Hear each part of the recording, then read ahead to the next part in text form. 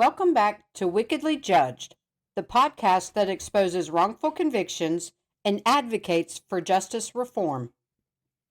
I'm your host, Rebecca, and today we're diving into one of the most infuriating and heartbreaking cases we've covered so far, the case of Markale Lundy. Markale was sentenced to 22 years in prison for a crime he didn't commit. His story is one of systemic failures, coerced testimonies, and procedural barriers that have prevented him from receiving justice. But what makes this case even more devastating is the betrayal he experienced from those who were supposed to help him. Today, we'll explore how the Ohio Innocence Project, a group that should have been his strongest ally, ended up working against him by delaying his ability to file a habeas motion in federal court. We'll also take a deeper look at the systemic issues that allow wrongful convictions to happen in the first place, from prosecutorial misconduct to the misuse of DNA evidence. This episode is about more than just one man's story. It's about the fight for a justice system that truly serves everyone. Before we begin, I'd like to thank our sponsor, Veteran Alliance, for supporting this podcast and our mission. As always, thank you to JP Verse with Versifier Records for providing the incredible intro and outro music that sets the tone for every episode. If you're new here, welcome to the movement. Be sure to visit wickedlyjudged.com for more information about Markale's case, resources for advocacy, and ways to involved. You can also reach out to us directly at wickedlyjudged@gmail.com or give us a call, 513-393-7452. Now, let's get started. Markale Lundy's story begins with a violent crime that took place on May 13, 2012, in Columbus, Ohio. Andrea Newman and her roommate, Satisha Hayes, were attacked in their apartment. Newman was brutally stabbed multiple times, while Hayes, though present, was left nearly unscathed. From the very beginning, the investigation was riddled with inconsistencies. Initially, Newman told police that 2 white men were responsible for the attack. This went on for 2 months, and detectives focused exclusively on this lead. Then, Newman changed her story, claiming the perpetrator was a lone black man. This sudden shift in narrative raised serious questions about her credibility, but law enforcement pressed forward, zeroing in on Markale as a suspect. The inconsistencies didn't stop there. Both Newman and Hayes gave conflicting accounts of the crime. Hayes initially stated that Newman only dated white men and believed the attack was connected to someone Newman had met online. Later, she identified Markale as the perpetrator. What's even more troubling is the revelation that Newman was coerced into sticking to the story. While she was recovering in the hospital, Hayes and her boyfriend visited multiple times. They pressured Newman to maintain the narrative that Markale was the perpetrator, even though it wasn't true. Newman later revealed that she was terrified Hayes and her boyfriend would harm her if she didn't comply. This coercion adds another layer of unreliability to the testimony that was used against Markale.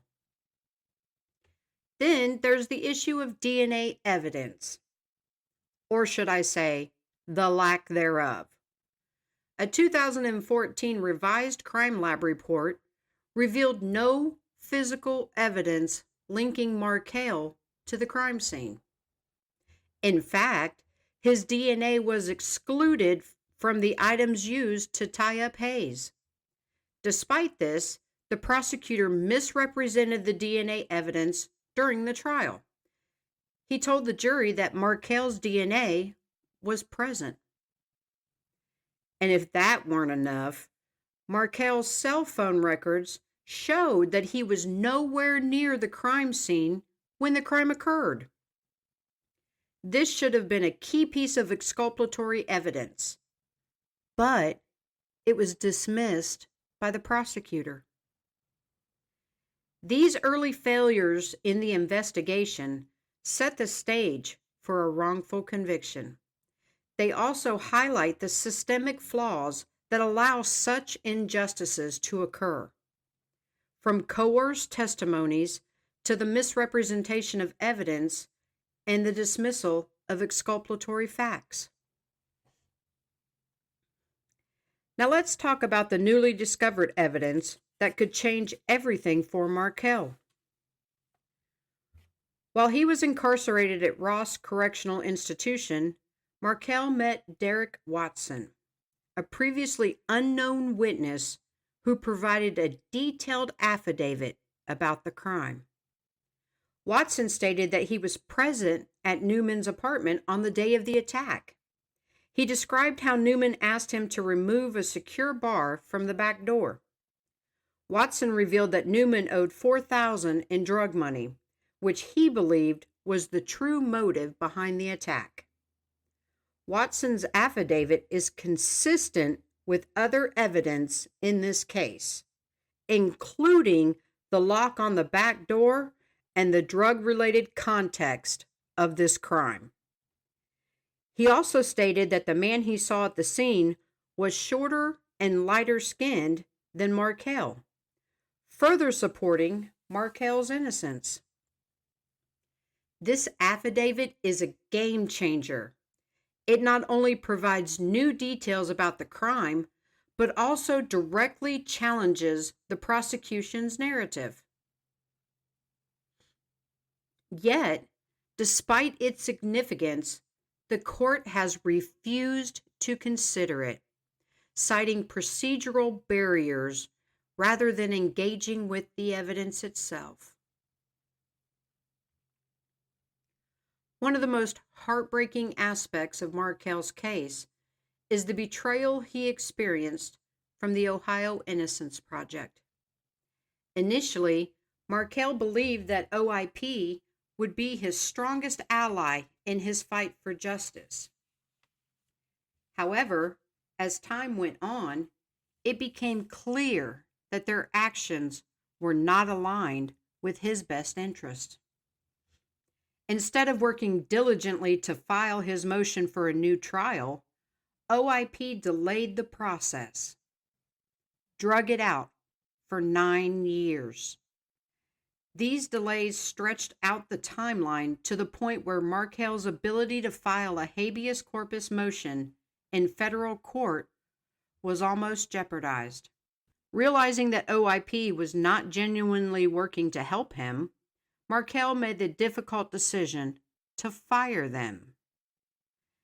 This decision was not made lightly, but it was necessary to take back control of his case and pursue the justice he deserves. So once Markale fired the OIP, the Cleveland Wrongful Conviction Unit decided to reach out to him. On December 13th, 2024, Laura Gregg sent him a message asking him about his case and that they wanted to sign with him to help him. The first request that she made was for him to withdraw his motion, his federal habeas motion. Now, why would somebody do that? It's because they're all working together. They're all trying to keep people behind bars. They don't really care about people's innocence. So naturally, he'd already seen through the game that they were playing, and he chose not to sign on the dotted line. He chose not to withdraw his motion. Instead, he's looking at potentially having a decision this year about whether or not he's going to be a free man. This betrayal underscores a larger issue within the justice system. Even organizations designed to help can sometimes become a part of the problem. For Markale, this was yet another obstacle in an already uphill battle. Markale Lundy's story is one of resilience, courage, and hope. It's a story that reminds us of the human cost of a broken justice system, a system that prioritizes convictions over truth and efficiency over fairness. But it's also a story that reminds us of the power of community, advocacy, and the unyielding fight for justice. As we reflect on what we've learned today, I want to leave you with a question. What does justice mean to you? Is it simply about punishing the guilty, or is it about protecting the innocent too? Because if we truly believe in justice, we must also believe in accountability for prosecutors, for law enforcement, for judges, and for a system that has failed far too many people like Markale.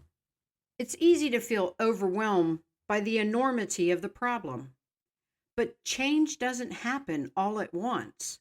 It happens with small, meaningful actions. It happens when we share stories like Markale's, like Johnny's, like Garrett's, like Senrick's, when we educate ourselves and others, and when we refuse to stay silent in the face of injustice. Remember, Markale is not just a statistic. He's a son, a brother, a friend. He's a person who has lost years of his life to a system that failed him. And while we can't give him back the time he's lost, we can fight to make sure he gets the justice he deserves, and that no one else has to endure what he has. So here's how you can help. Share Markale's story. One of the most powerful tools we have is awareness. Share this episode with your friends, family, and social media followers. Use your voice to amplify Markale's story and let others know about the injustice he's faced. The more people who hear his story, the more pressure we can put on the system to do the right thing. Visit our website. Head over to wickedlyjudged.com. There you'll find resources about Markale's case and ways to get involved. You'll also find our blog, The Reform Advocate, where we dive deeper into the systemic issues that lead to wrongful convictions. Support advocacy through merchandise. Check out our merchandise store, where every purchase helps fund our advocacy efforts. Items like Justice is Blind t-shirt. They're not just clothing, they're conversation starters. Wear them proudly to raise awareness and spark dialogue among the flaws in our justice system. Write to Markale, or Johnny, or Garrett. Sometimes a simple letter can mean the world to someone fighting for their freedom. Write to them and let them know they're not alone in this fight, that you're here for them. Your words of encouragement can provide hope and strength during this difficult time. Follow us on social media. Stay connected with us on Facebook, Instagram, and Twitter for updates on Markale's case and other stories we're covering. Engage with our content by liking, sharing, and commenting. It helps spread the word and keeps the conversation going. Advocate for justice reform. Reach out to your local representatives to demand changes in policies that allow wrongful convictions to happen. Support organizations like the Equal Justice Initiative and the Sentencing Project, which work tirelessly to address systemic flaws in the legal system. Donate to legal defense funds. If you're able, consider donating to Markale's Legal Defense Fund, or Johnny's Legal Defense Fund, or Garrett's Legal Defense Funds, or any other funds dedicated to helping the wrongfully convicted.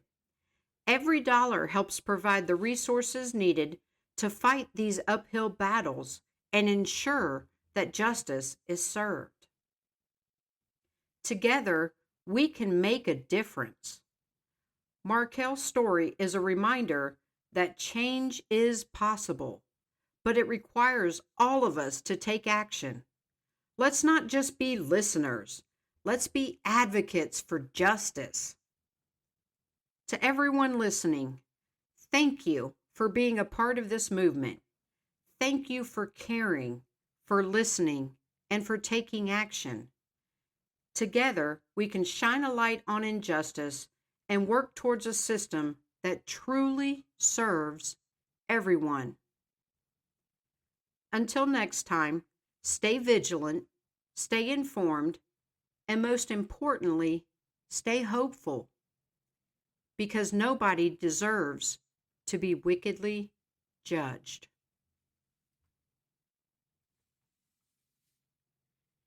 If you or someone you know has a case that you would like to submit to us, go to wickedlyjudged.com and fill out the case submission form, or you can email us case details directly at wickedlyjudged@gmail.com.